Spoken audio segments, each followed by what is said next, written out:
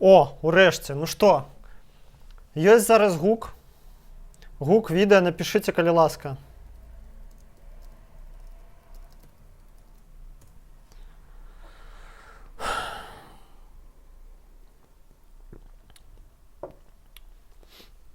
Чакаю вашай рэакцыі, ўсё, і пачынаем урэшце.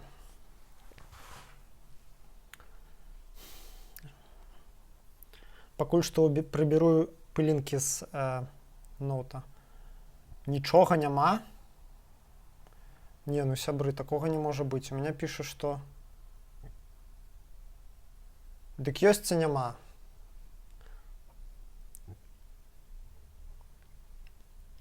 Я буду штосьці казаць, каб вы чулі. На усялякі выпадак. Нешта сёння... Хіба Макей уже падмуціў, што ў мяне нешта не тое стрымаў. О, связь нормальная. Хлопаюць у далоні. Ну, рэшце. Все, давайте без доўгіх перад этих предисловий, да? Таму што... Ёсць, дзякуй. Таму што і так уже шмат часу прапусцілі. Адразу выбачаю за тое, што пачаў з затрымкай. Я вельмі не люблю гэтыя, все затрымкі. Яны мяне самого бянтэжаць. У гэты раз пачалі пазней не таму, што я там спаў, ці валяўся, ці нечым пастароннім займаўся, а таму што мне насамрэч сёння вельмі вялікі аб'ём інфармацыі, які да вас планую данесці. І насамрэч мне збор яго, сістэматызацыя і арганізацыя настройка ОБС ўсё это заняло больш часу, чым я звычайна, чым займае звычайна. Вось, чым я разлічваў.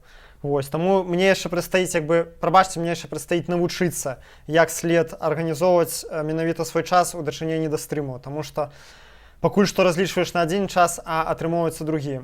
Ну што, перш за ўсё хочу падзякаваць маім данацерам, вось якіх вы можаце бачыць справа ад сябе на экране. Гэта данацеры. Невядомы чалавек мне заданаціў на біткоіны. Дзякую яму вялікі за гэта.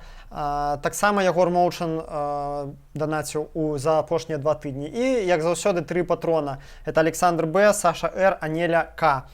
Агромна ім дзякуй. Таксама заклікаю усіх вас далучацца і данаціць, таму што гэта вельмі патрэбна зараз для мяне, для таго, каб я мог прасоўваць канал, купляць новыя абсталяванне, рабіць рэкламу, ну і проста траціць больш часу на тое, што я раблю, на вырабленне контенту для вас. Таму, калі ласка, праходзьце па спасылкам у апісанні, там Donation Alerts. У ідэале рабіцеся патронамі, то бок каб вы мне плацілі просто там фіксіраваную, дапамагалі мне нейкай фіксаванай сумай, там па 5-10 долараў за месяц, якая будзе просто спісвацца з картачкі без аніякага вашага ўдзелу. Гэта будзе ідэальны варыянт, і буду вельмі вам удзячны, вы тым самым інвестуеце ў сваю свабоду слова у будучыню. Ну і все, зараз паглядзім, што вы пісалі. Нічого не пісалі, добра. І паехалі. Ну што, 26 красавіка. Гэта як... Все ведаюць, што гэта дзень там чарнобыльскай катастрофы, і все ведаюць яго як менавіта гэты дзень. Аднак жа ніхто не ведае, ну я не ведаў, пакуль не пачаў гатовіцца да гэтага стрыму, што гэты дзень значыць, што ў гэты дзень адбылося у нашай рэвалюцыйнай гісторыі, да, у вызваленчай гісторыі. І зараз я вам пра гэта распавяду. 26 красавіка 1907 года, то бок 113 год таму, у Кішынёве пачаўся суд над баявой анархісцкай групай «Чарнаморцы». Была такая група «Чарнаморцы», і чым яна была адметная? Тым, што ёй састаяў такі вельмі невыдатны, вядомы чалавек Григорый Катоўскі. Гэта чалавек, чыім іменем пазней у Савецкім Саюзе называліся вуліцы, які там вельмі праслаўляўся. Уяўляеце, яго нават бальзаміраваць хацелі адзін час, як Леніна. Ось. І мала хто ведае, аднак, што Катоўскі пачынаў як анархіст. Это потым он стаў вядомым бальшавіком, да? А пачынаў ён менавіта анархістам. Вось зараз на фотке бачыце яго ўжо ў складзе Чырвонай арміі. Аднак пра гэтую групу. Яна была заснаваная Григорыем Катоўскім самім у Бесарабскай губерніі. Вось на мапе зараз вы бачыце Бесарабскую губернію, я яе абвёў. не кругом, конечно, не ведаю, як это назваць, абвёў, карацей, кістачкай у пэйнце. Вось, Бесарабскай губерніі, гэта сёння гэта часткова Украіна, часткова Малдова. У красавіку лістападзе 905 году. І складалася яна тады на пачатак з 70 чалавек. Частка з якіх тусіла раней з эсэрамі, аднак усё ж такі напрыканцы гэтая група, яна вырашыла пазіцыянаваць себя як анархісцкую баявую рэвалюцыйную групу. Да канца 905-го яны прыдбалі канспіратыўную кватэру ў Кішынёве, і кватэрай гэтай заведавалі Ірына Бесараб і Акуліна Жасан. Яны таксама мелі базу ў лесе, бачыце, ўсё як сапраўдныя партызаны. Дзейнасць іх складалася ва ўзброеных рабаваннях памешчыкаў і вызваленні вязняў. То бок тады, каб вы разумелі, рабаванні эксплуататараў, рабаванні памешчыкаў, фабрыкантаў былі для многіх анархістаў адным з галоўных напрамкаў дзейнасці, і для некаторых нават адзіным. Да? Мы ведаем, што і Махно з таго ж самага пачынаў.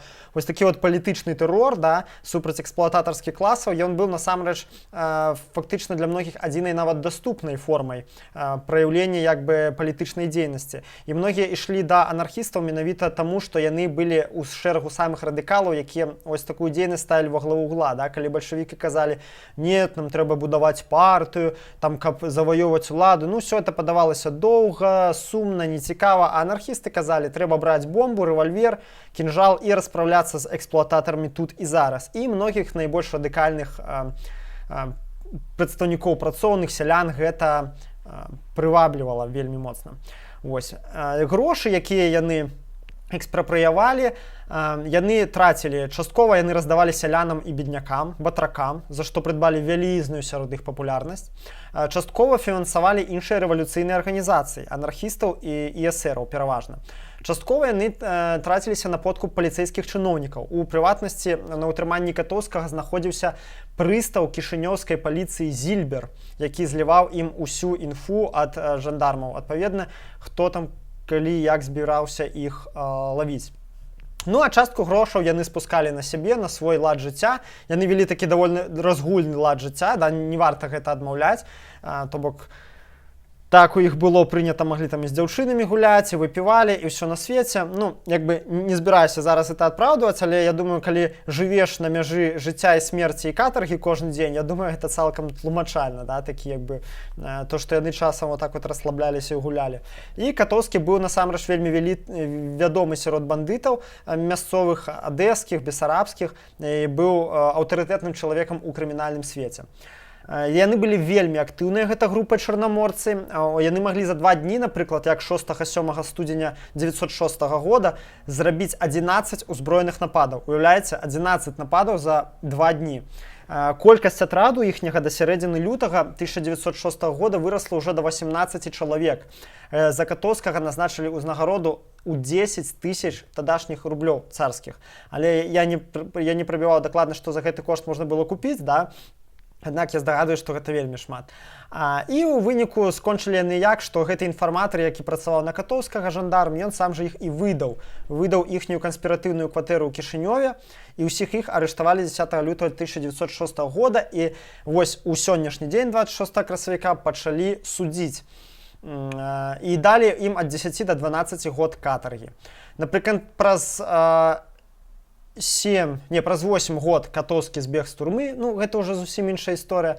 І далейшы лёс у Катоўскага, у прыватнасці, быў вельмі цікавы. Ён у 21 годзе уступіў у ВКПБ, потым нават, уяўляеце, удзельнічаў як чырвоны камандзір у падаўленні Махноўшчыны і Антонаўшчыны, то бок перафарбаваўся з анархіста у таго, хто падаўляў анархістаў. І скончыў ён тым, што быў забіты белым паплечнікам па бандытызму ў 1925 годзе. А вось такая вось цікавая штука была з гэтым Катоўскім. І насамрэч, каму цікава, возьміце, пагугліце, хаця б нават у Вікіпедыі пачытайце пра ягоны лёс. Чэл, конечно, быў унікальны. Так, з гэтым усё, зараз чытаем чацік.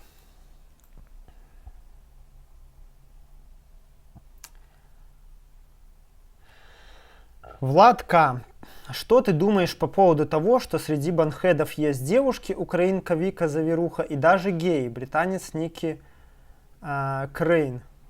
Это же противоречит здравому смыслу. Почему люди на такое идут? Ой, яшчэ два пытання, якія, шчыра кажучы, зусім не адносяцца да тэмы стрыма. Карацей, Влад, калі ты не супраць, давай я табе на іх адкажу на самым прыканцы, добра, таму што трэба, зараз у нас будуць вялікія такія блокі, вось я першы блок скончу, зараз будзем размаўляць пра Яўгенія Прайгермана.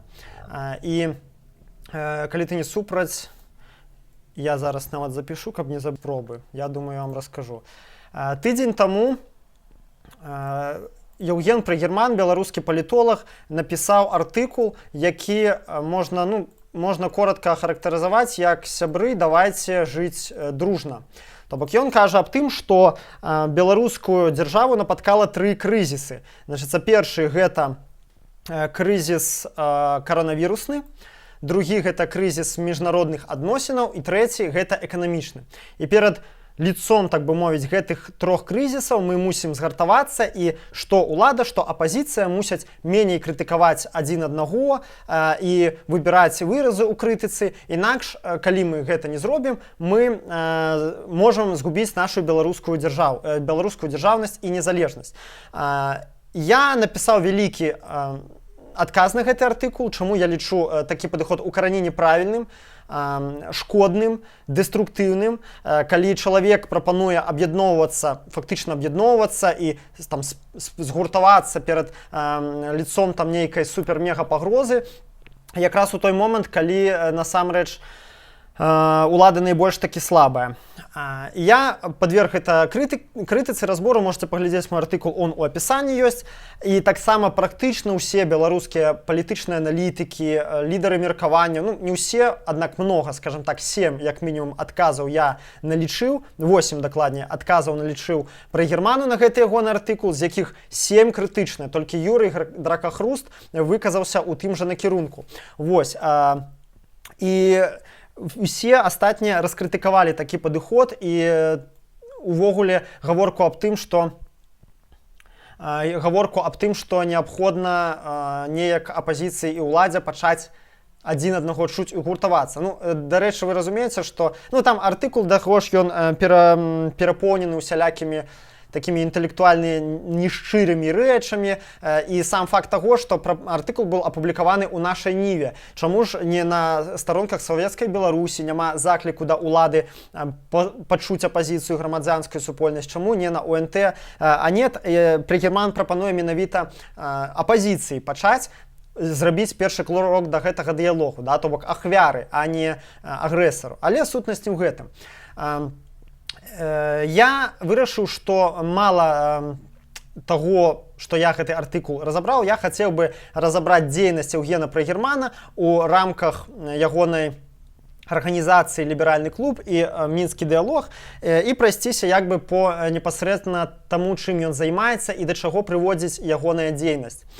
Я вырашыў, я доўга шмат шукаў інфу, шмат аналізаваў, глядзеў, што па чым, і я вырашыў, што я не буду па магчымасці, наколькі гэта мне будзе магчыма, я не буду як бы чапляць асобу Прайгермана, там добры ён чалавек ці кепскі, там неяк лаяць яго і нападаць асабіста. Аднак я буду датыкацца менавіта да ягонай дзейнасці як палітолага, як, магчыма, нейкага лідара меркавання. І зараз мы з вамі яе разбярэм. Вось вы бачыце сайт «Ліберальны клуб». Хто такі Яўген Прайгерман? Ён кіраўнік двух НДАшак. Гэта «Ліберальны клуб» і «Мінскі дыялог». Зараз вось вы бачыце сайт «Ліберальнага клубу». Гэта, як яны самі пра сябе кажуць, не палітическая, не коммерческая организация, которая занимается реализацией исследовательских и образовательных проектов. То бок такая максимально обтекаемая формулёўка, да, размытая, пад ней можна не толькі нешта рабіць, але і імітаваць дзейнасць вельмі паспяхова, чым многія нашыя НДАшкі і займаюцца. Ладно, гаворка не аб гэтым. Зараз вось што яны самі пра сябе кажуць about, так. Цікавыя вельмі ў іх мэты. Изучение и распространение либеральной парадигмы. распространение либеральной парадигмы. Заўважце, гэты момант, ён нам пригодится ў будучыні. Укоренение традиций, цивилизованной общественной дискуссии, снижение радикализма и проявление всех его форм в обществе. Ну и дальше интеллектуальное развитие, налаживание диалога. Ну, насамрэч, ёсць даволі годныя артыкулы тут. Я не могу сказаць, што это цалкам там пустая уже НГДАшка. Да, можете, хто цікава, зайсці і паглядзець, пачытаць.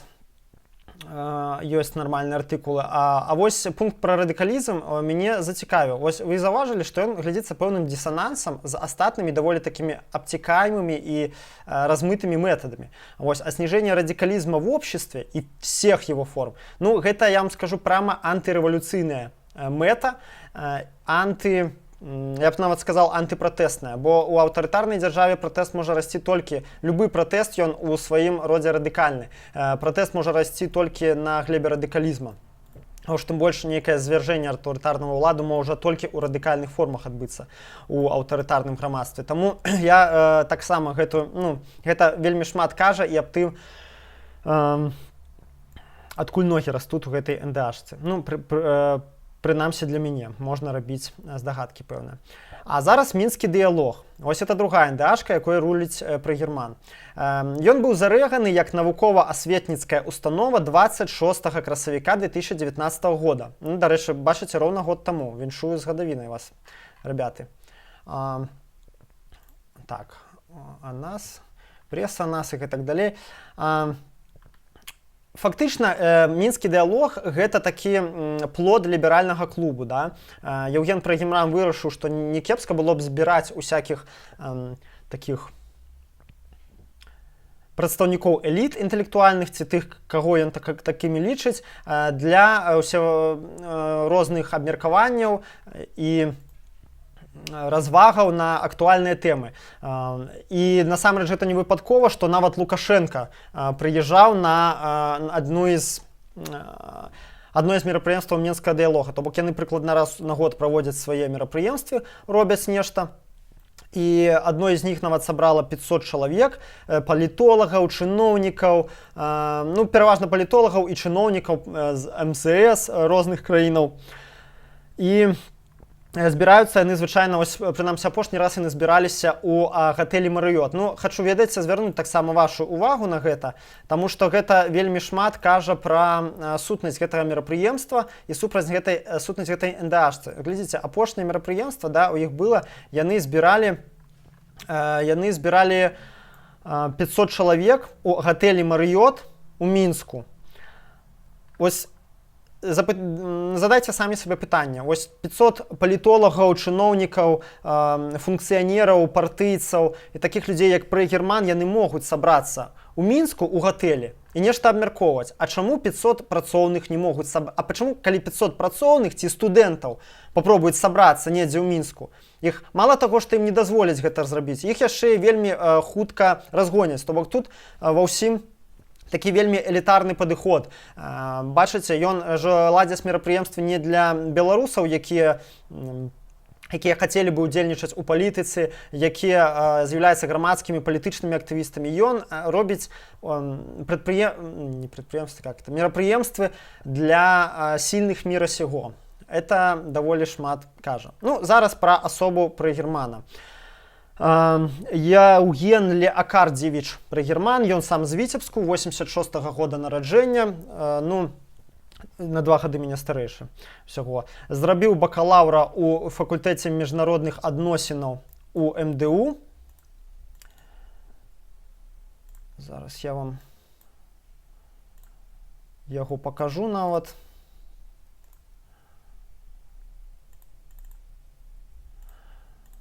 Вось. Зрабіў бакалаўра там, потым паступіў. У яго даволі добрая еўрапейская адукацыя.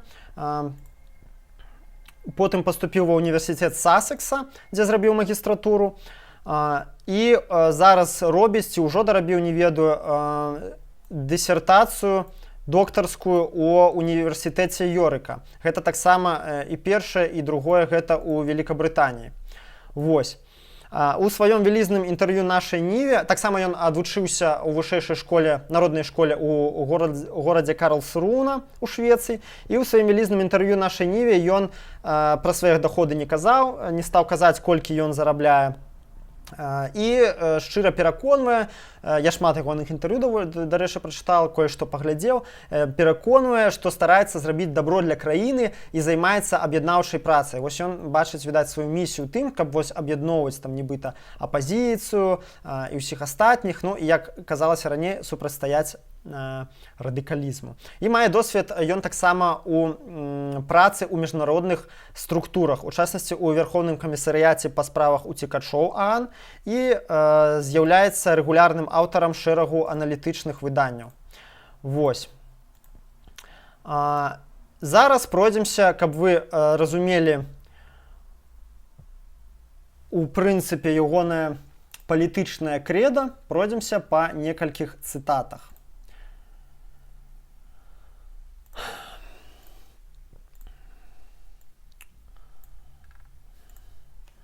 Зараз я по пошуку.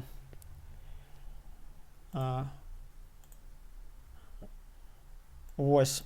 Напрыклад, на Захадзе нярэдка Пуцін успрымаецца як нейкае зло. Я так не лічу. Да?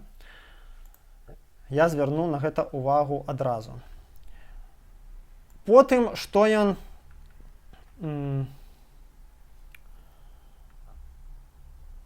Так, пачакайце. Зараз, згубіў адну спасылку. Прыйдзецца па пошуку глядзець на нашай Ніве. Зараз я вам адкрою.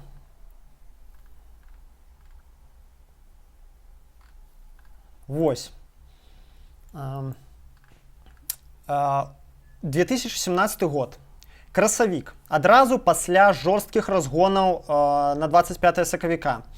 Прыгерман кажа, галоўнае, каб ЕС не паддаўся эмоцыям. Это калі пачалі еўрапейскія палітыкі казаць пра ўвядзенне санкцый супраць Беларусі. Далей ён кажа, узровень жорсткасці прадэманстраваны праваахоўнікамі нашмат ніжэйшы, чым у папярэднія разы. Вы чуеце? Яшчэ раз прачытайце гэты сказ. Гэта ён кажа пра разгоны дэманстрацый з 2017 года. Мне вот тут, скажем так, беспристрастна вельмі цяжка нават каментаваць. Пасля 25 сакавіка 2017 года я 4 дні ляжаў у лякарні хуткай дапамогі з сатрасеннем мозгу. І тут Евген Прыгерман піша, што ўзровень жорсткасці быў у прынцыпе нармальным.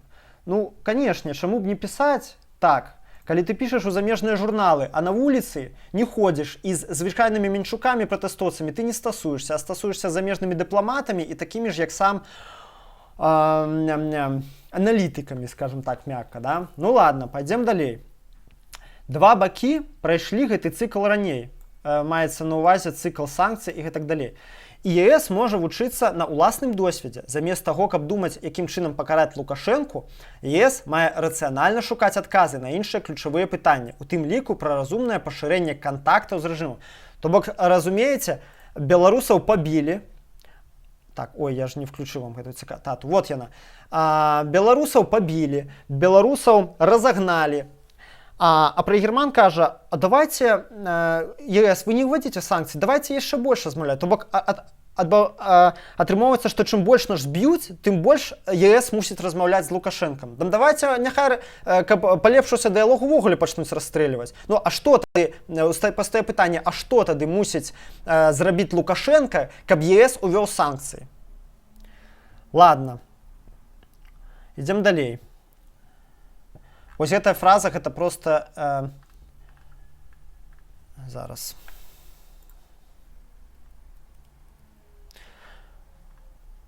Любыя санкцыі даюць дастатковыя аргументы ястрыбам унутры рэжыму. У нас ужо ястрыбы завяліся. Хачу запытацца, а хто ж тады голуб у такім выпадку, калі ястрыбы? І потым там красота самая пад ціскам Лукашенка. Сейчас. Пад ціскам Ён заўсёды ўжывае тыя самыя метады кантролю і падаўлення патэнцыяльных палітычных падгроз. І наадварот, калі ён не адчувае ціску, ён больш схільны прымаць гнуткія рашэнні і прыслухоўвацца да альтэрнатыўных думак.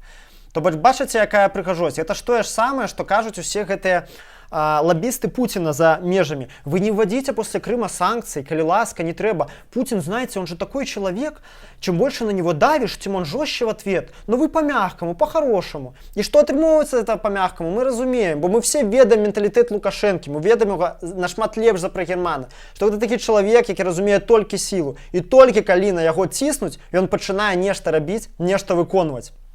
Ладно, не будем адцягвацца, бо яшчэ шмат што трэба сказаць. Далей, самае цікавае, ведаеце што? Што ён апублікаваў гэты артыкул, вось які я вам паказаў, не ў нашай ніве, дзе я яго вам працытаваў, ён апублікаваў у інстытуце Карнегі. Гэта амерыканскі think tank, замежны эндашк. То бок, у разліку на тое, хутчэй за ўсё, што беларуская аўдыторыя гэта не пабачыць, бо беларуская аўдыторыя, відавочна, гэта шал выклікае, да? А ён, седзячы ў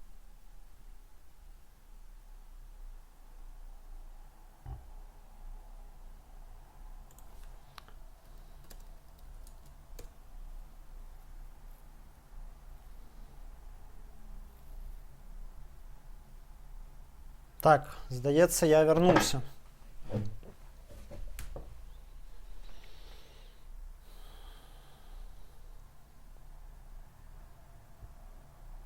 Ну што, ёсць гук, працягваем. Все, пагналі далей. Дык вось, я на чым спыніўся. Я яшчэ раз паўтаруся. Ён такім чынам, глядзіце, сядзіць у Беларусі і пішаць артыкулы ў замежныя медыа, бо гэты артыкул о том, што the EU should engage with Belarus. Так называўся артыкул. Дакладней, why the EU should engage with Belarus. Ён апублікаваў у інстытуце Карнегі, што ёсць амерыканскі think tank, разумееце? І паўстае пытанне такім чынам, ну, а што ўвогуле мусіць зрабіць Лукашенко, каб з ім спынілі дыялог? І можа, калі Яўген Прагерман, ён такі аналітык добры, можа ён дасць канкрэтныя рэцэпты, як спыніць рэпрэсіі ў Беларусі, замест таго, каб заклікаць рабіць усё замежнікаў на карысць Лукашэнкі, каб ён сказаў, не, давайте мы не будем рабіць на карысць Лукашэнкі, а давайте зробім штосьці на карысць грамадзянскай супольнасці. Гэтага няма. Усе яго парады замежнікам, яны на карысць Лукашэнкі. Ідзем далей.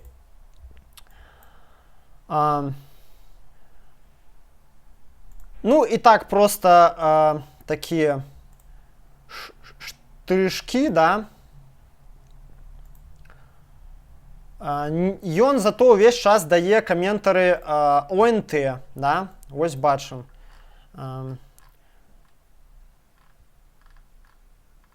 Евгений, так, тут дзесьці быў. Зараз.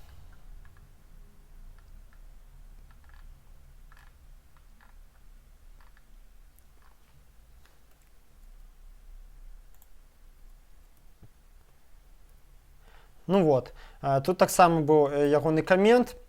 Для ОНТ дае каменты. Дае каменты для спутніка прарасійскага, прапуцінскага. Для СТВ, калі ласка, бачыце, ён ходзіць там, это, по-моему, не клуб рэдактараў, ці нешта, я не ведаю іхнія перадачы, як называецца, сорі. Карацей, ходзіць на іхняе ток-шоу. Вось апошні раз не далей, чым 14 красавіка схадзіў. Потым ён не саромеецца выступаць на прарасійскім Валдаі.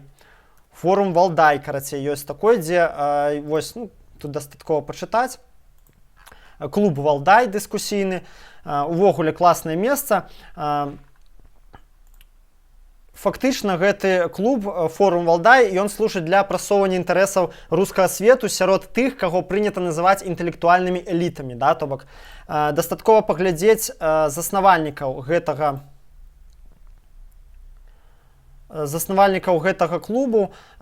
Так, секу, я адцягваюсь тут троху.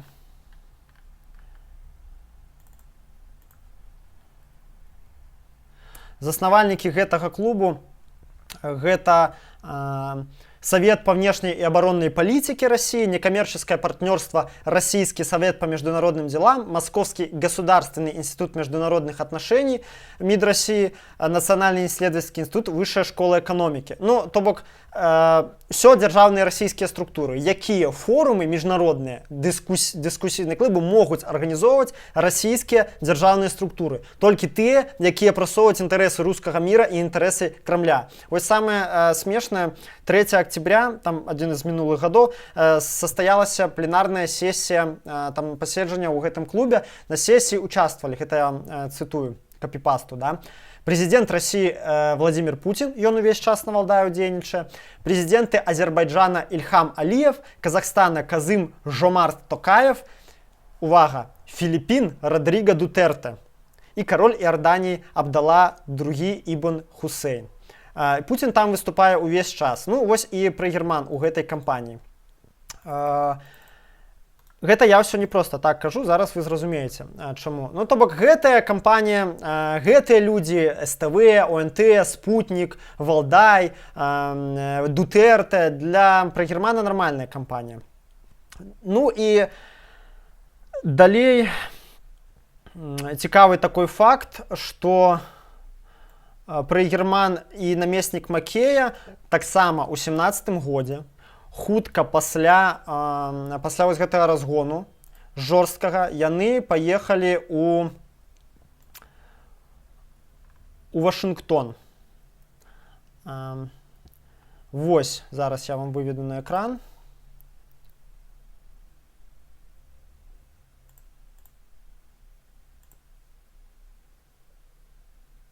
Так, нет, вы не тое бачыце. Секунду.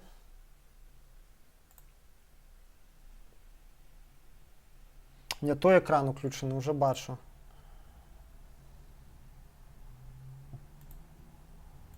А мы зараз вось так зробім.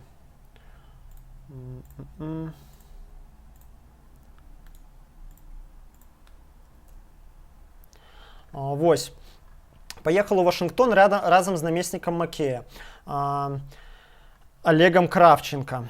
Ну і Франак Вільшорка на гэты конт нават выказаўся. Я пазволю сябе працытаваць. Пасля тактычнай перамогі па прыпыненні амерыканскіх санкцыяў група падтрымкі Лукашэнкі едзе з гастролямі ў Вашынгтон. Няпростая задача, складзеная на намесніка Макея Олега Краўченку і Еўгена Прыгермана. Ім трэба пераканаць Захад, што пасадкі і разгоны ўсяго толькі тэхнічны збой, а лібералізацыя працягваецца.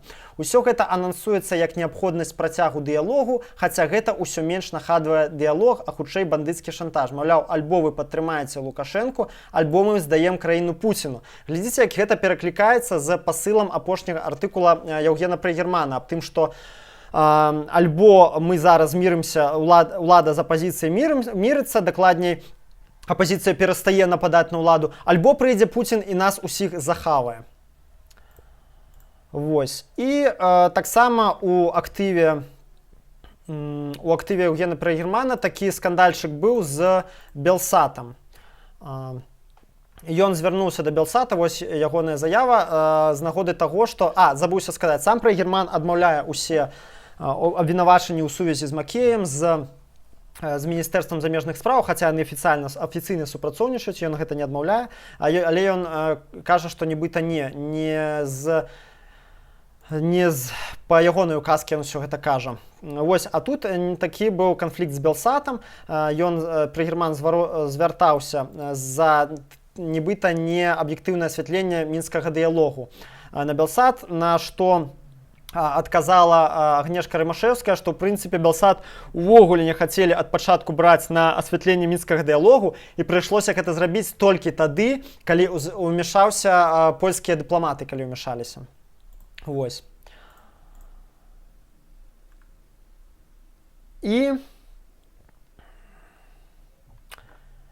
вось гэта я так па фактах прайшоўся кораценька, я не буду вас уже перагражаць інфой, каб не займаць зашмат часу гэтай тэмай.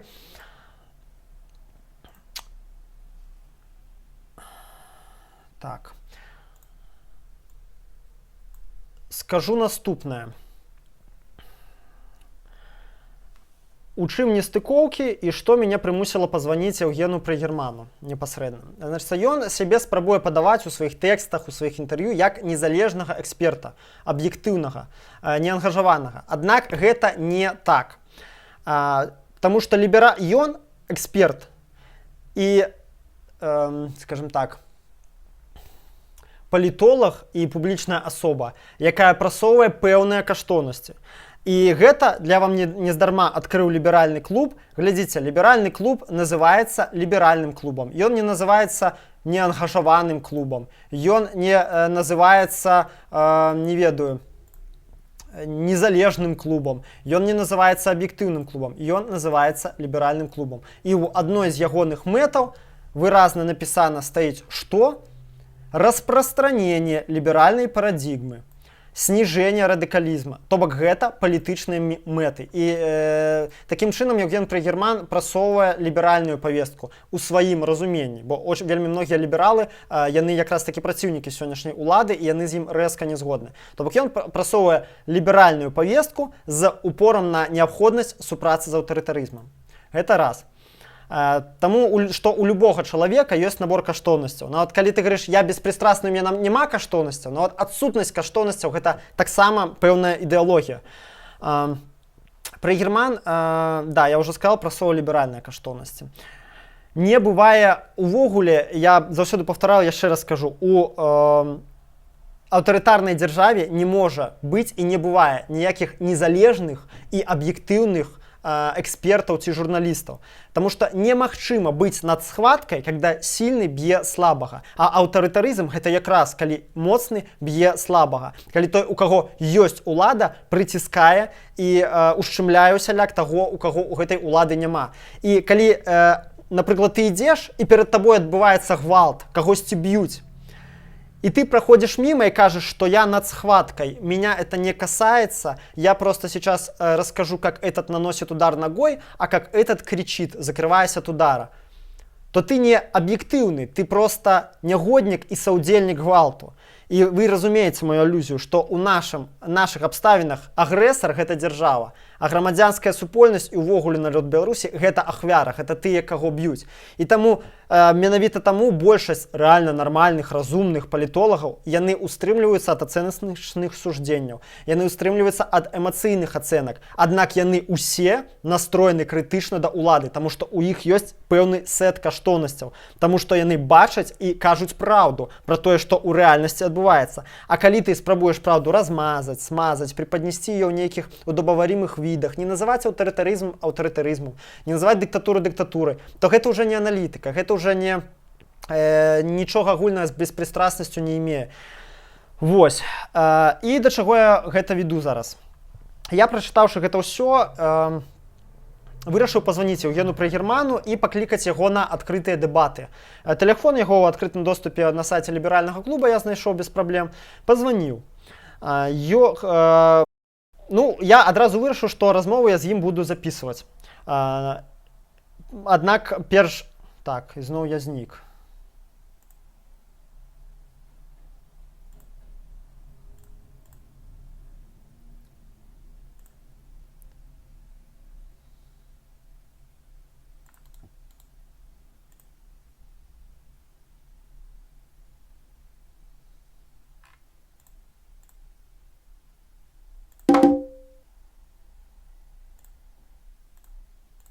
Блин.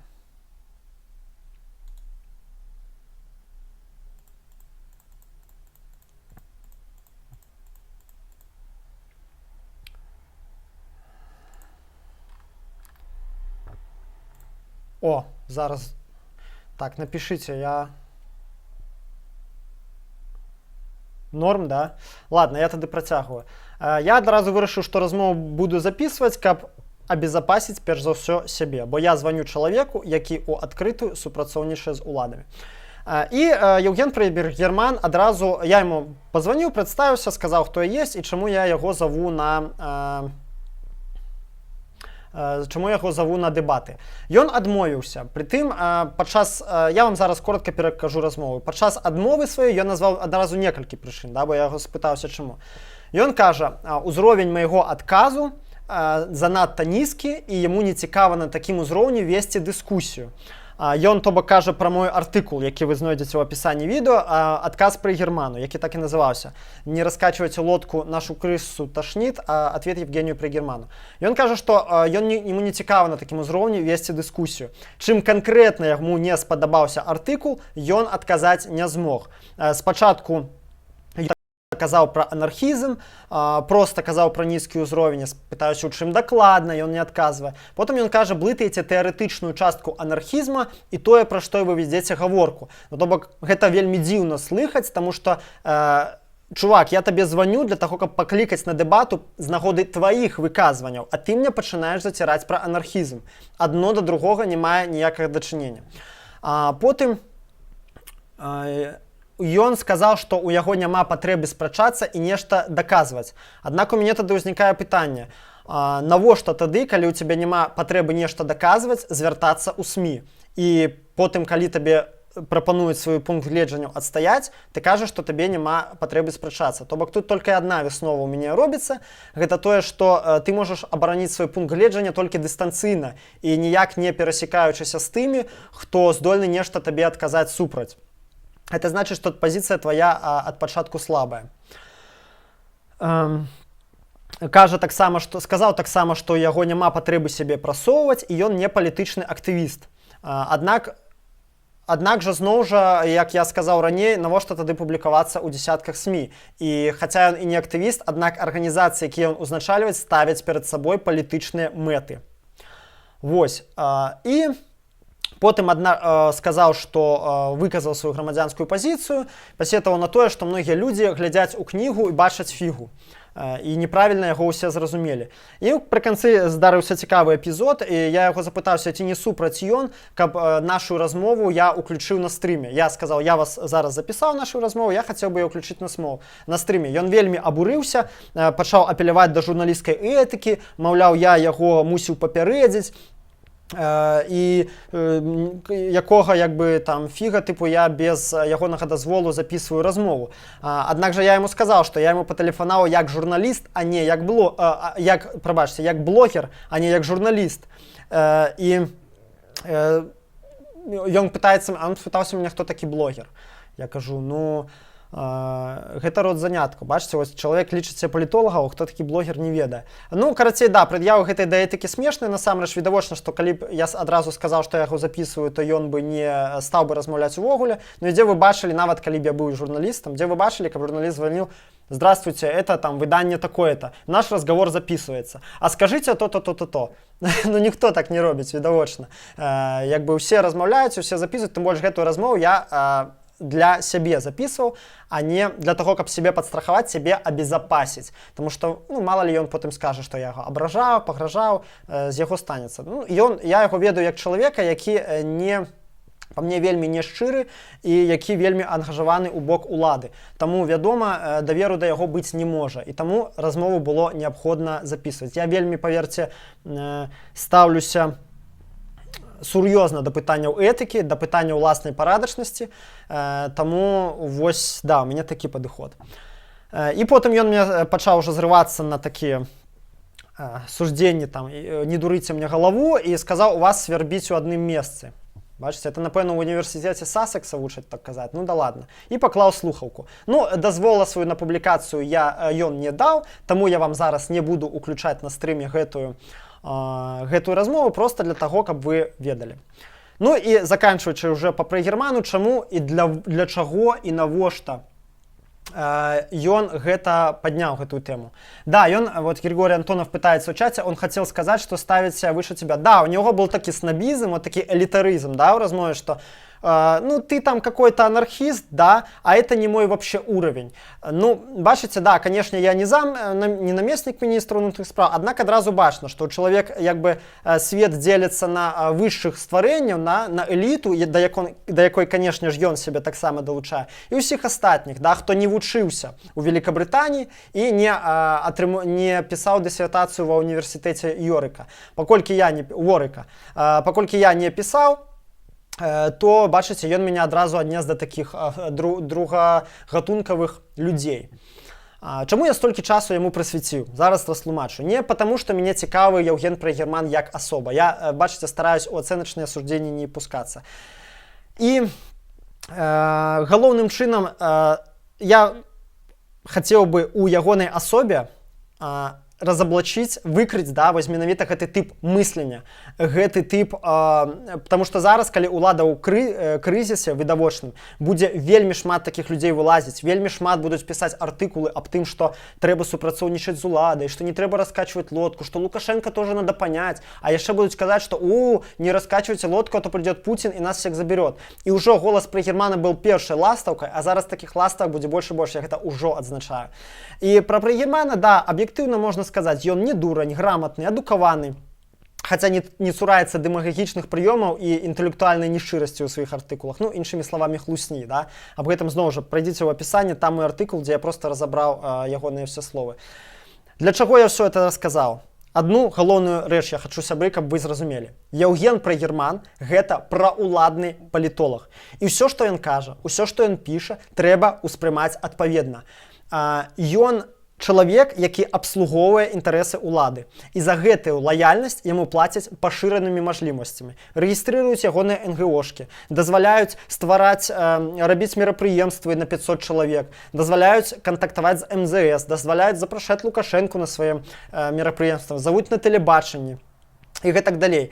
У Беларусі, калі ў цябе няма кантактаў і добрых адносінаў са спецслужбамі, такую актыўнасць на афіцыйным узроўні развіць немагчыма. Гэта вам скажа любы чалавек. Такім чынам, паколькі Яўген Прайгерман праўладны палітолаг, ён не з'яўляецца аб'ектыўным, ён не з'яўляецца незалежным, бо незалежным палітолагам, аналітыкам, лідарам меркаванню не даюць доступ да Лукашэнкі. Адпаведна, ўсё, што ён кажа, трэба ўспрымаць як тое, што кажацца на выгаду Лукашэнкі і гэтага рэжыма. Ад сёння і, не ведаю, да сканчэння дзён. Да? Можна доўга разважаць, ну ладно, гэта я не буду ўжо датыкацца пра ягоную дзейнасць, уже скончым з ім. Просто хацеў падкрэсліць, што будьце уважлівыя, глядзіце, хто што куды піша, і даносьце абавязкова праўду да людзей. Кажыце пра тое, што не заўсёды чалавек, які публікуецца на тыпу незалежных медыа, стаіць на баку незалежнага, стаіць на баку грамадзянскай супольнасці. Так, і, в прынцыпе, галоўнае, што я хацеў сказаць, сказаў, зараз яшчэ прабягуся па гэтых момантах.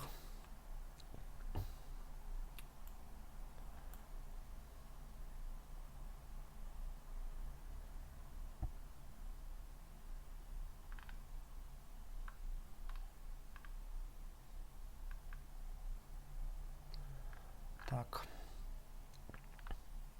Просто хачу з гэтым пытаннем ужо скончыць, каб да яго больш не вяртацца. Вось яшчэ кажуць, я распытаў некалькі апазіцыянераў такіх старых, і ёсць меркаванне, што Яўген Прайгерман – гэта агентура Макея.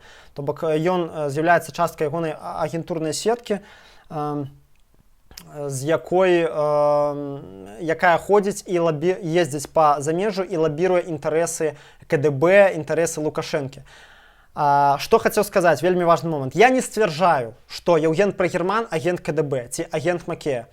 Гэта для нас абсалютна не важна. Важна тое, да чаго канкрэтна прыводзіць ягоная дзейнасць, да якіх вынікаў яна вядзе, да якую мэту пераследуе. Мэта, як я ўжо сказаў, абслужыць рэжым Лукашэнкі, даказаць заходнікам, што з гэтым рэжымам можна і трэба весці перамовы, легітымізаваць яго за межамі Беларусі.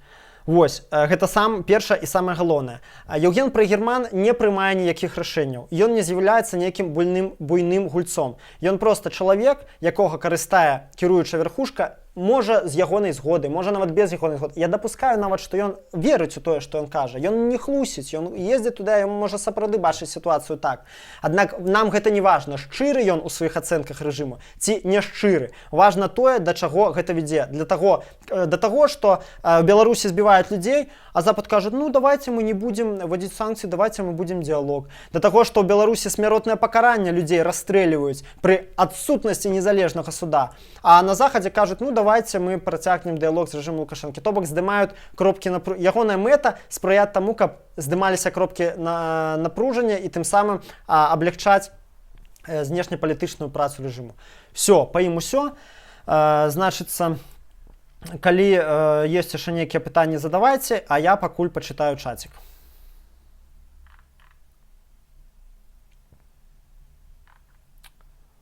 Так, ох, вы написали.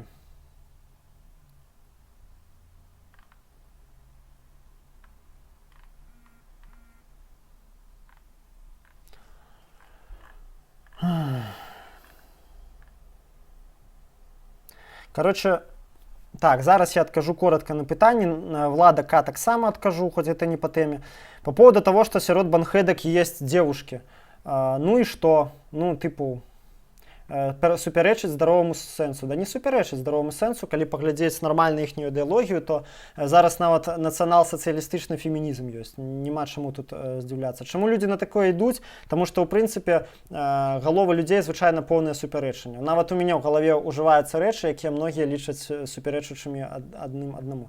Хацеў бы ты, чтобы Беларусь вошла в Евросоюз? Так, хотел бы. Что тебе больше нравится, Тарашкевица или Наркамовка? Наркамовка, потому что я ее в школе учил. Хотя я признаю, что Тарашкевица больше аутентичная, и в идеале, конечно, мусила бы она быть. Дальше намечаюсь развиваться как историк. Нет. Так. Так что ты был ультрасом? У тебя есть видосы, похожие на забивы, сам в это время был в этой движухе и тоже в Минске. Так, я пэўны час гонял за МТЗ РПА, и есть відэа з гэтых... Ой, кот дестрой нейкі робіць. И есть у меня пэўнае гэта відэа на канале. Ну так, да, ходил на сектор. И бился так само. Игорь Вакуленко. Друже, расскажи свою позицию по феминизму, бодипозитиву, ЛГБТ-движухах. Как ты к ним относишься? Что думаешь? Какие мысли? Моя позиция...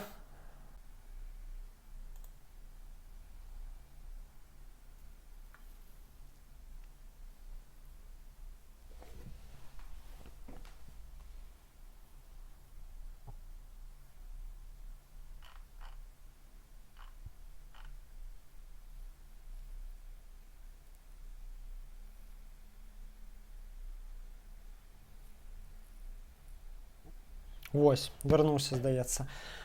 Так, расскажи свою позицию по феминизму, бодипозитиву, ЛГБТ-движухах. Как ты к ним относишься, что думаешь, какие мысли? Ставление неоднозначное. Я подтрымліваю ЛГБТ-движуху и феминизм там, где яны реально змагаюцца за супраць дыскрымінацыі, за роўныя правы. Аднак я не падтрымліваю іх там, дзе яны спрабуюць навязаць свой дыскурс як адзіна мажлівы і пачынаюць дамінаваць і ўводзіць цэнзуру. А гэта на захадзе сустракаецца увесь час. Глядзіце ў чацік, там я цэлую кнігу з гэтай нагоды напісаў. Я пісаў там 2,5 недзе гады. Спампуйце і чытайце. Так, идем далей.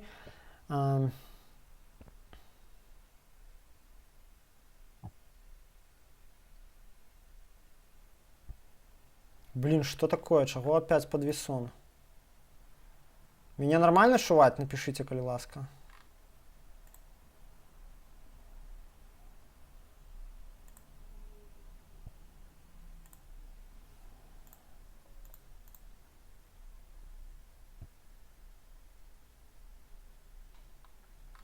Чому я не бачу себе?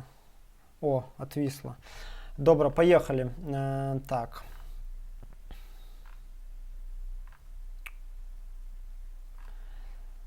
Микола, ты крутой, спасибо. Як выглядае стан анархадвиження? Ведаеце, я апошні час усё больш схіляюсь, што не варта казаць пра нейкі анарха-рух, бо рух гэта нейкая такая агульнасць, якая ўсё ж такі аб'яднаная адзінымі мэтамі. Я б сказаў, што анархічнага руху зараз у Беларусі няма. Ёсць анархічная супольнасць. Гэта людзі, якія прытрымліваюцца плюс-мінус аднолькавых поглядаў. І стан гэтай супольнасці ён, прыкры. Як палітычная адзінка на сённяшні дзень ён не існуе, на жаль.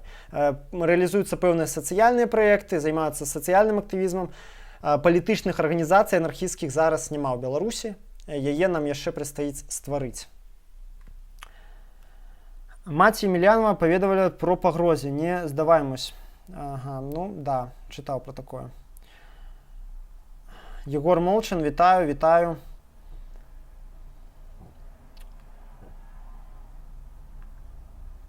Так. А много ли агентов КГБ? Насколько это проблема для социальных активистов, простых людей? Ведаеце, я лічу, што праблема КДБшнікаў, яна моцна пераацэненая. Насамрэч, я не могу сказаць, што іх вельмі шмат. Так, у апазіцыі іх хапае, і сярод грамадскіх актывістаў іх хапае. Аднак гэта не з'яўляецца нейкай прама-такі галоўнай перашкодай, якая не дае нам дзейнічаць, не дае там грамадскай супольнасці ўзяць верх. Ты можаш для простых людзей, разумееце, у Беларусі, калі ты не чапляеш палітыку, то ў прынцыпе ты можаш цягам жыцця нармальна прапетляць і ніяк не сутыкнуцца з карнай сістэмай. І ты ніяк можаш гэта проста не пабачыць, ты не будзеш ведаць нават, што існуе такое КДБ і якія яна мэты выконвае. Аднак яны ёсць, таму што людзі не ўдзяляюць належнай увагі бяспецы, актывісцкай бяспецы. Многія, большасць актывістаў увогуле не ведаюць, што это такое, іх вельмі кепскія з гэтым справай. І таму, калі гэтыя вербоўшчыкі прыходзяць, часам яны ведаюць, на што надавіць, а людзі баяцца, іх лёгка запужаць. Я б сказаў, што кепска не з агентамі КДБ, а кепска з актывісцкай бяспекай у беларускай грамадзянскай супольнасці. Ці можна назваць Беларусь паліцэйскую дзяржаву? Так, адназначна можна. Фарту масці, мусарам папасці. Добрая прапанова. Звук нормальный, все слышно, норм, видео нет, так, есть. ИРА анархисты? Не, ИРА не анархисты.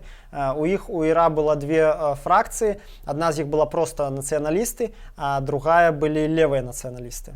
Однако анархистов, ну, я думаю, я упевнены, что особенно анархисты там были, однако как фракции их там не было. Лос Зетас анархисты? Да, Лос Зетас. Это наркокартель некий, ты что, на приколе там, ці что? Так, и у нас осталась апошняя, третья тема. Гэта коронавирусныя пратэсты. Перад тым, як мы пачнем её глядзець, маленькі перарыўчык. 3 хвіліны, не разбегайцеся.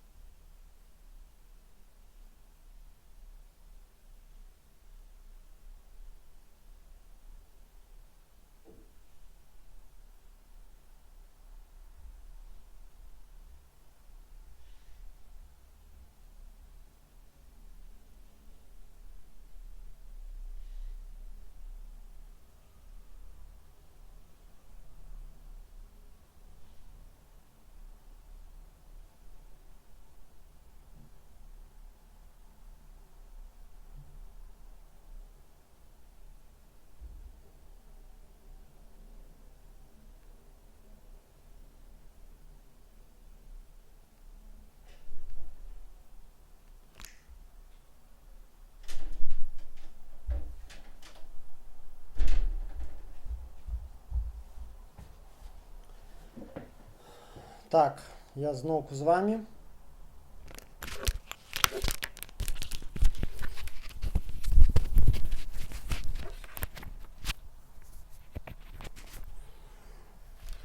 «17 чалавек». Выдатна. Дзякую всім, што не разбегаецеся. Ідзем далей. Не віснем, нічога. Так, зараз пра каранавірусныя пратэсты. Пытаннічкі.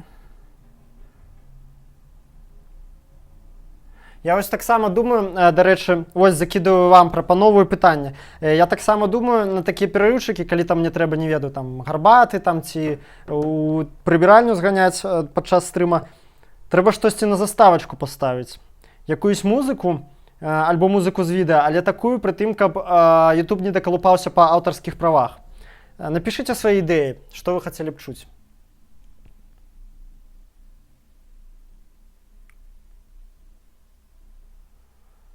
За Реган на онлайнере. Блин, ребята, давайте задавать пытанні па сутнасці, да, там за Реган я на онлайнере не ведаю, за Реган, не за Реган.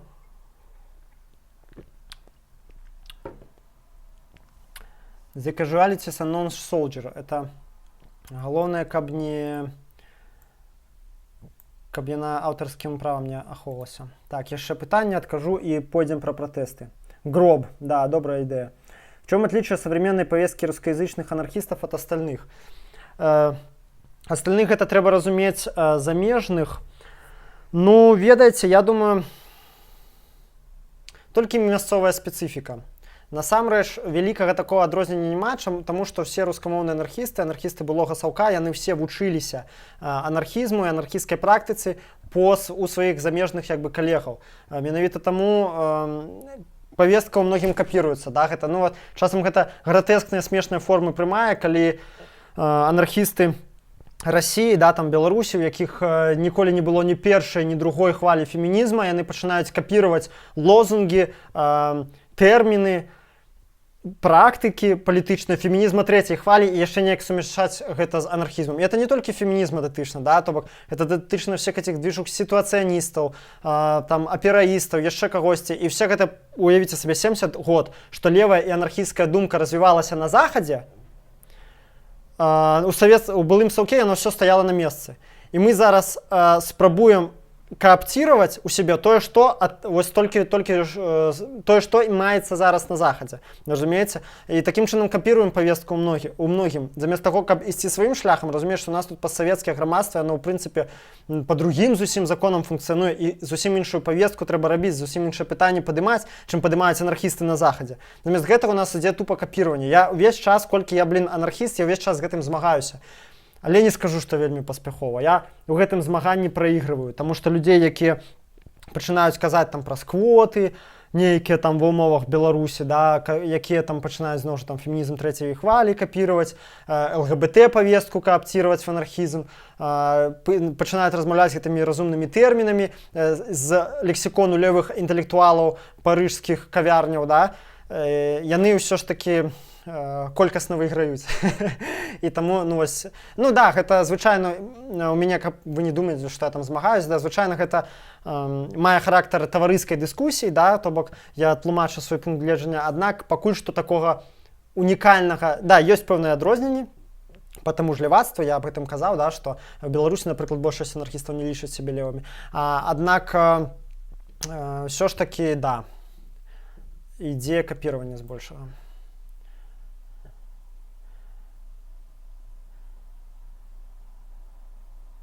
Так, все астатнія пытанні пасля расказу пра каранавірус. Вось, пра каранавірус, што важна ведаць. Разумееце, у перыяд любых катастрофаў і любых там непрыемнасцяў, будь то там прыродныя, сацыяльныя, яшчэ якіясь, абвастраюцца любыя супярэчнасці ў грамадстве, да? І любыя там нацыянальныя, рэлігійныя. Для нас важна, перш за ўсё, класавыя супярэчнасці, бо яны найперш абвастраюцца.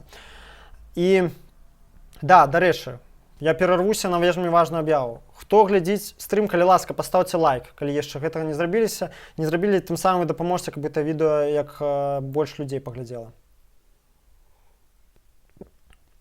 Нас цікавяць перш за ўсё класавыя супярэчанні.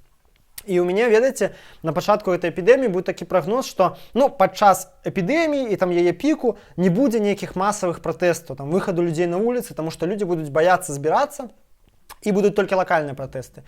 Але, ведаеце, я памыляўся, аказалася, што гэта не так. Напрыклад, возьмем ЗША. Там пашлі пратэсты супраць локдауну, супраць таго, каб спыняць эканоміку, супраць таго, каб вводзіць гэтыя ўсе сацыяльныя дыстанцыі і самаізаляцыю. Вось вам прыклад. Зараз я вам пакажу.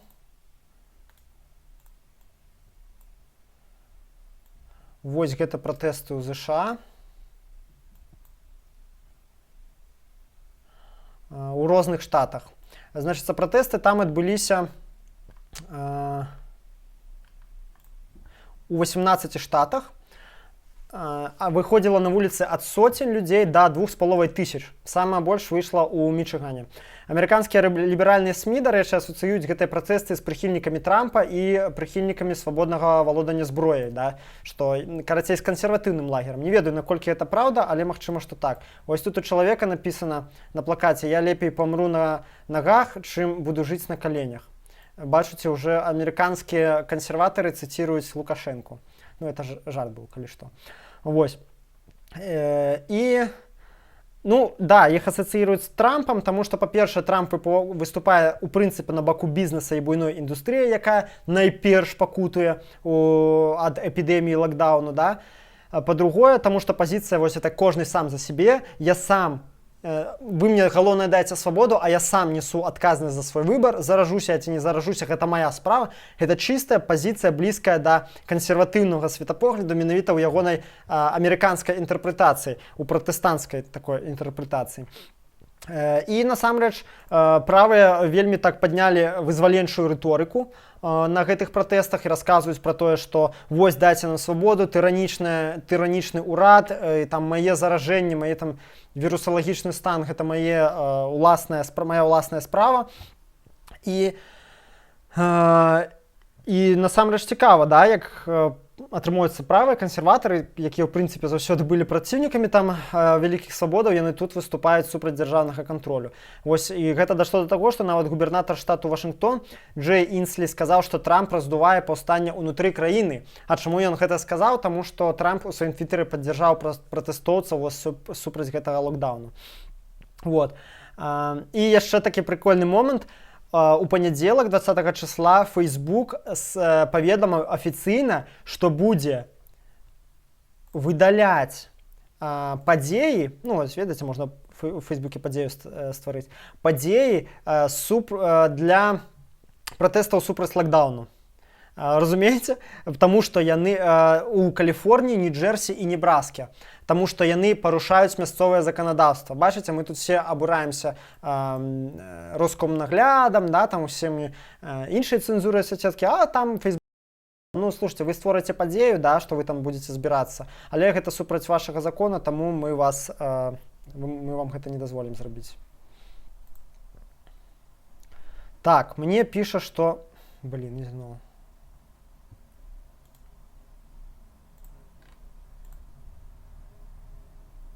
О, вернуўся, быў прапаў ненадоўга.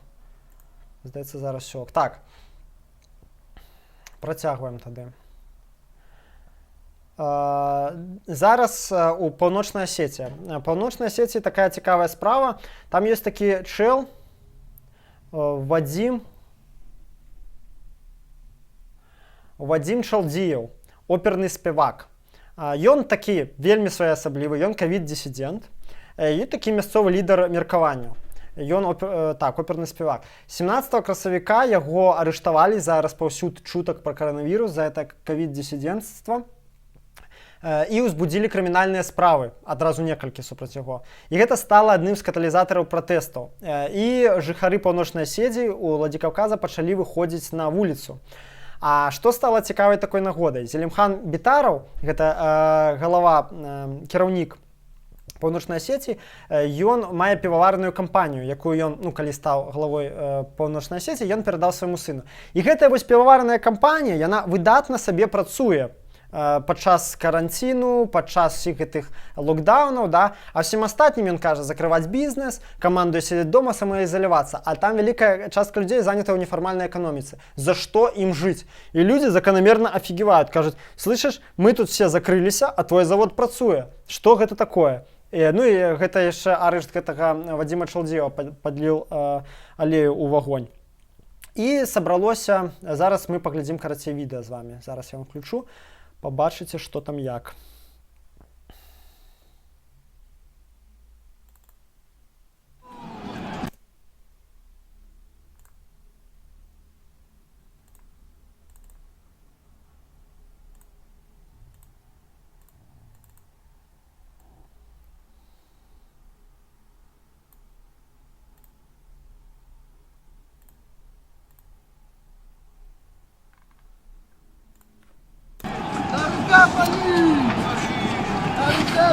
Дайте, пойду нормально, куда надо.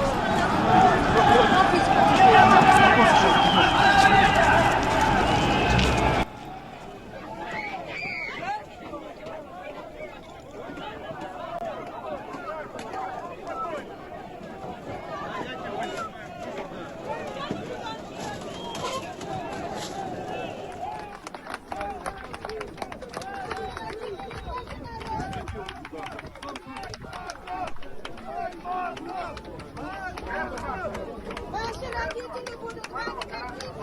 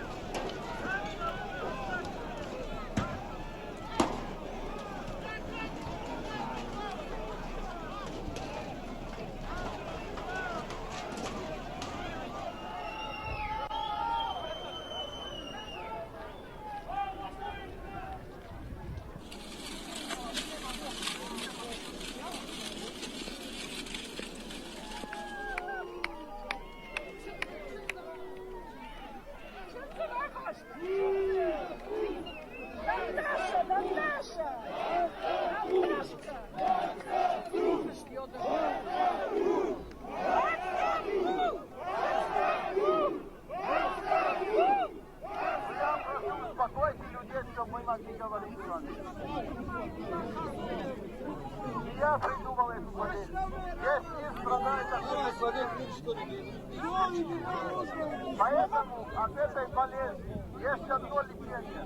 Лекарства никто не изобрел. Есть одно лечение. Отсидеть дома и выходить из дому.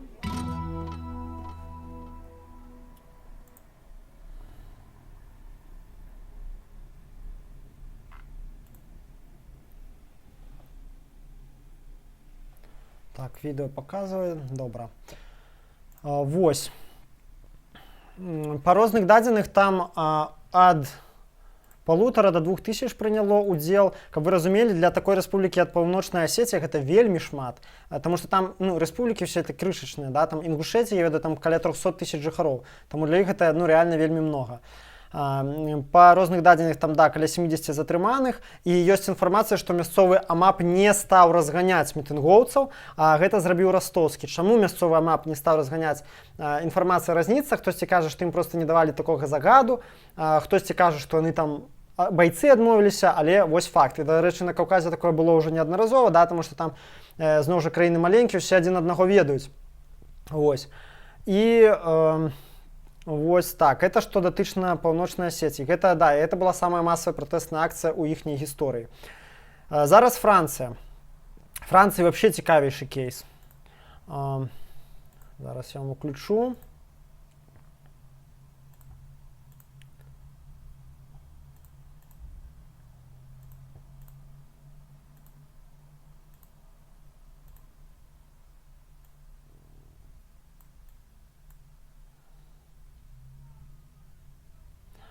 Францыя.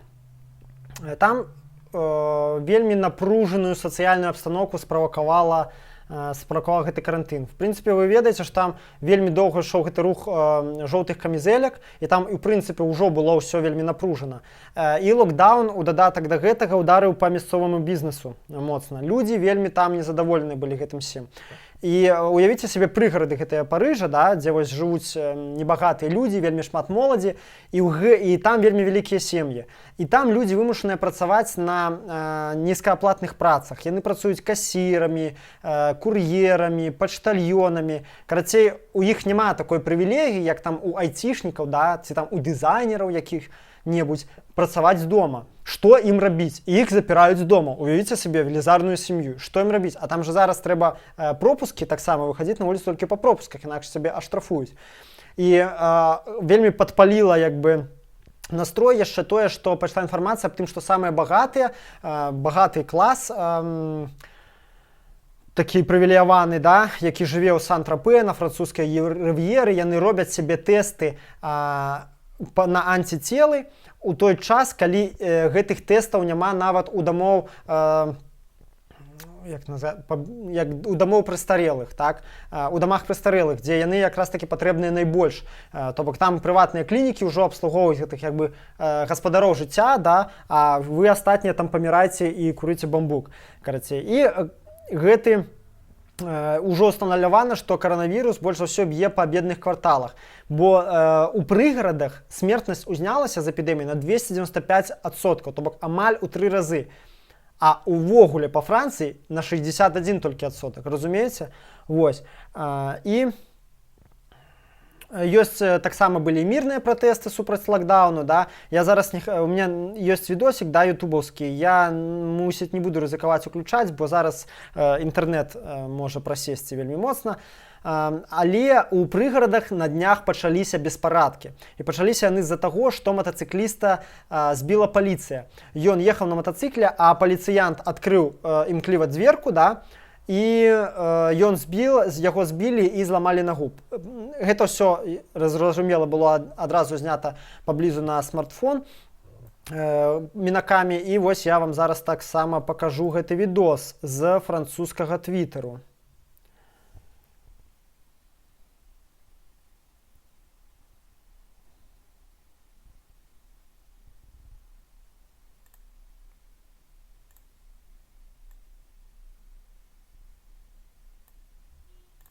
Зараз.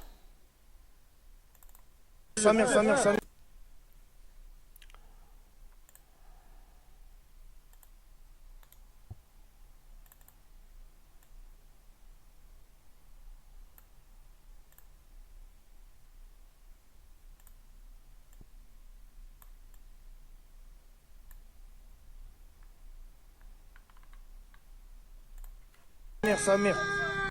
Ah, Samir la pute. Ah, Samir la pute. Ну, вось гэта відавочна той чел, якому зламаная нага, якога сваёй дверкай збілі. Bande de bâtards.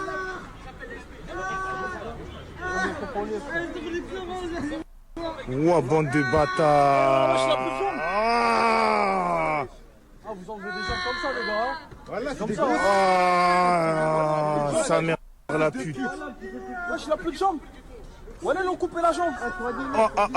Ah, les gars, vous abusez. Sur la vie de ma mère, c'est une dinguerie. Bavure policière, ma gueule. C'est là. Bavure policière, ma gueule.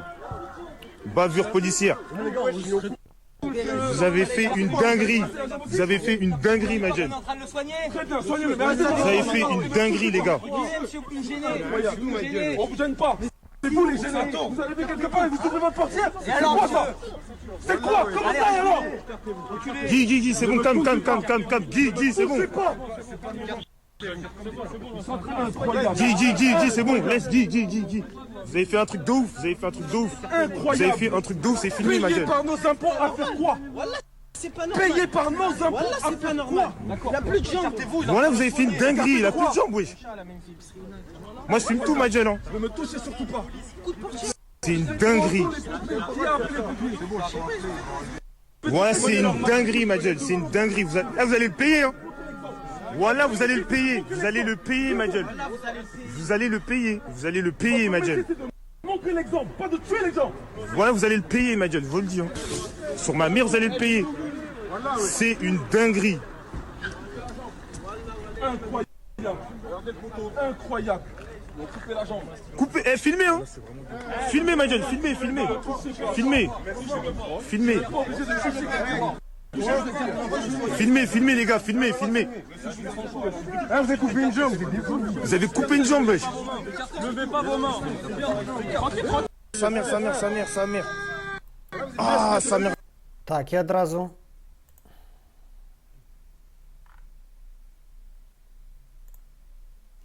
І одразу другий відосик вам покажу.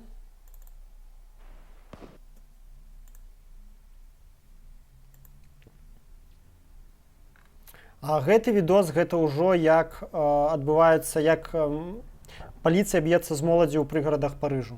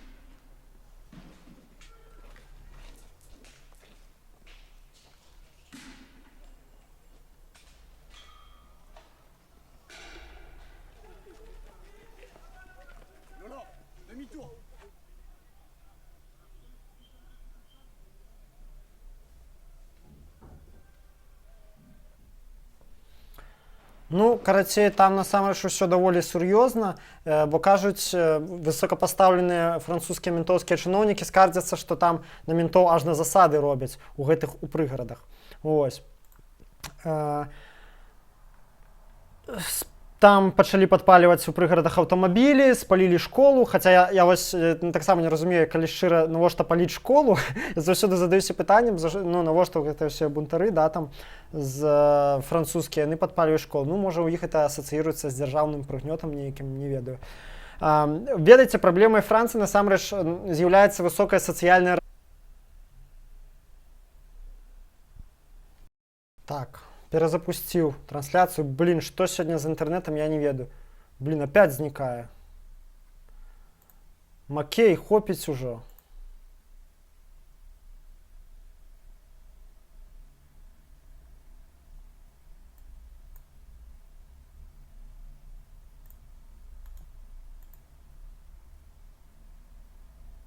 О, здається, вернулося.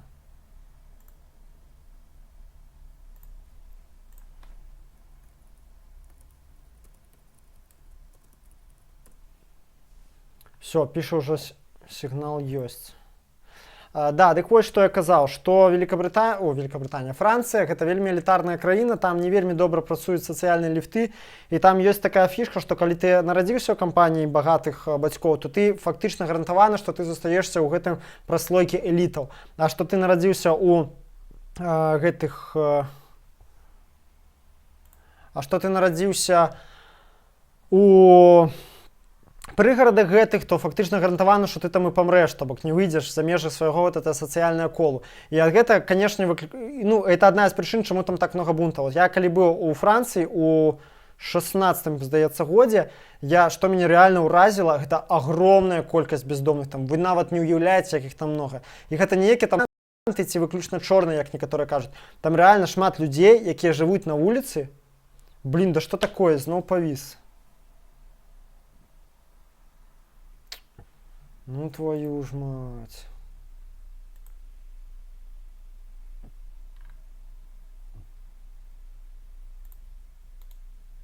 О, адвіс.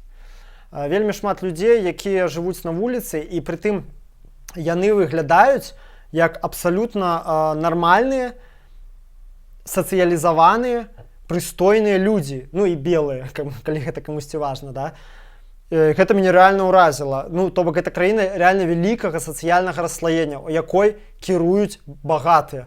І гэта адна з прычын, чаму там так шмат бунтаў, і чаму гэтыя бунты прымаюць такую радыкальную форму. Паверце, там рэальна есть супраць чаго пратэставаць. Ніяк некаторыя ідыёты ось у нас у краіне і за мяжой кажуць: ой, жиру бесятся, выходят, да чего не хотят, типа еще и громят. На самом деле там реально есть за что протестовать, за то, что твой голос просто не чутный. При наявности усіх тых же палітычных правоў, маленькая мізэрная праслойка, вот эти банкиры, элиты, буйны бізнес, яны реально руляць краінай, а астатнім просто угатована место пахаря вось такога, да, там кур'ера ці касіра ці яшчэ кагосьці на працягу ўсяго жыцця. І звычайна гэта каляровыя, як бы, да, там чорныя, арабы ці яшчэ нехта. Вось, ладно, гэта адступленне зрабіў. І яшчэ цікава, у паліцыі, у багатых раёнах людзі ходзяць, і ім паліцыя нічога не кажа, калі яны выходзяць на вуліцу. А ў бедных раёнах, у прыгарадах просто реально затрымліваюць і збіваюць. І ўжо выпісалі больш за 30 000 штрафаў. Вы чуеце, мы зараз абураемся тым, што ў Маскве лічбавы канцлагер, а тут у Францыі дэмакратычнай 30 000 штрафаў за тое, што выйшаў на вуліцу. Вось. Таксама былі пратэсты ў Берліне супраць ізаляцыі і локдауну. Былі пратэсты ў Гонконге, але я зараз ізноў падключуся. Блин, да што ж гэта такое? Ой, прыйдзецца потым з гэтым стрымам папрацаваць і лішняе павыразаць. Ладно. Карацей.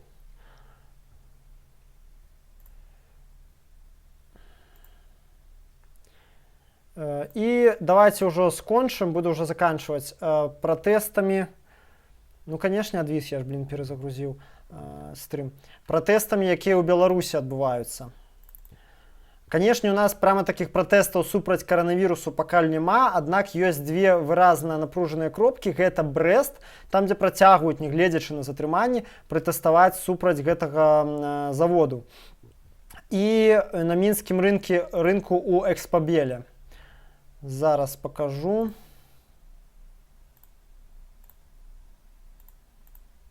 Вось, гэта зараз я вам вывеў затрыманых актывістаў. Уже 4 чалавекі затрыманыя: Зміцер Бекалюк, Александр Кабанаў. Чего?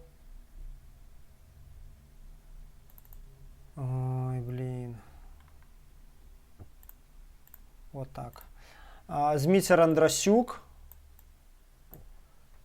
Вось. І яшчэ адзін чалавек, забыўся яго прозвішча, на жаль. Дык вось, што адбываецца у Берасці. Ну, пра пратэст у Берасці вы можете ў СМІ сёння пачытаць, я вам пераказваць сёння не буду. Аднак цікавая штука адбылася на Экспабеле. Там людзі патрабавалі зніжэння арэнднай платы на 50%. І 2 разы збіраліся, аж на до 200 чалавек прыходзіла, вось зараз вы бачыце на фота, прыходзіла пад адміністрацыю, аднак ім сказалі, што максімум, што ім могуць даць, гэта зафіксаваць на ўзроўні 2 рублёў і 30 копеек еўра, і па гэтай стаўкі як бы браць іх арэндную плату. Ну, відаць, у іх то бок арэнда прывязаная да еўра. І гэта максимум, чаго яны здолелі дабіцца. Ім сказалі: ну, хочаце, расторгайце дамову, нас типа не парит. Вось. А на Ждановічах аналагічным пратэстам пашла, дарэчы, адміністрацыя рынку на саступкі і на 50% зменшыла арэндную плату. Вось, гэта што датычна ўсіх пратэстаў. Всё, сябры, зараз будзем ужо сканчаць. Я зараз адказваю на вашыя пытанні і завяршаем стрым. Таму калі ў кагосьці ёсць яшчэ пытанні, хто не разбегся, дзякую гэтым 8 чалавекам. І зараз я адкажу ўсім і будзем ужо сканчаць. Так.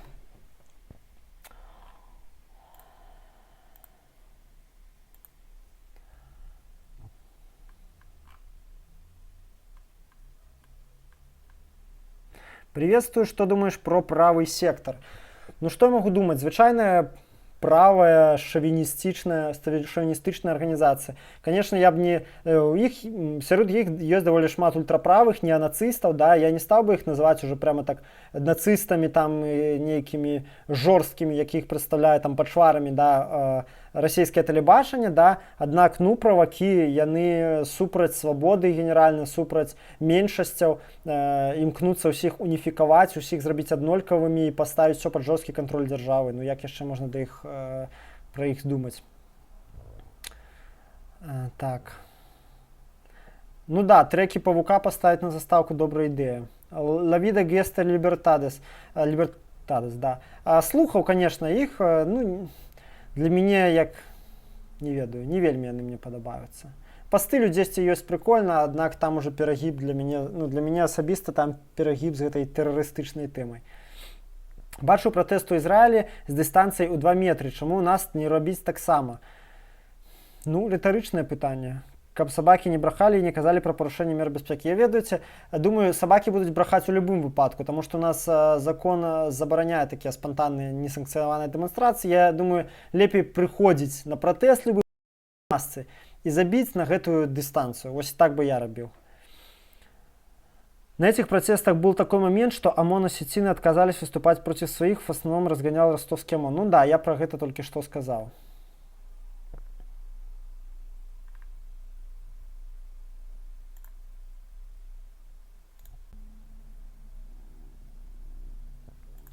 Мусіў адвіснуць зараз.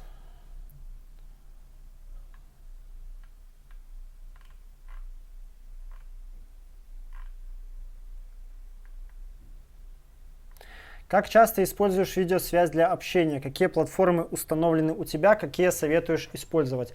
Я амаль не выкарыстоўваю аўдыёсувязь для размоваў.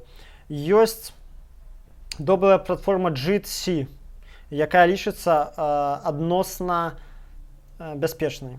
Усё астатняе я ведаю дакладна, што ну, Facebook не ведаю, але Skype ён супер небяспечны. Яны там зліваюць просто всю інфу запросто. Так, далей. Некоторые блогеры говорят, что в России участились случаи нападения и оказания сопротивления ментам. Так, я про это так само чул. Недавно смотрел фильм «Отверженные», французский этого года. Художественно, примерно то, про что говоришь. «Отверженная», до речі, и книга вельми классная. Дякую за пораду, я фильм ты поглядел.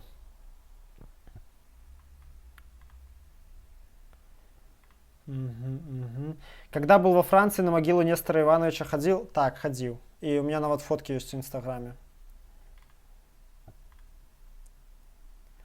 Там на Экспобеле мусора тоже хватали за митинг. Цікаво, чомусь тут ба об этом не написал.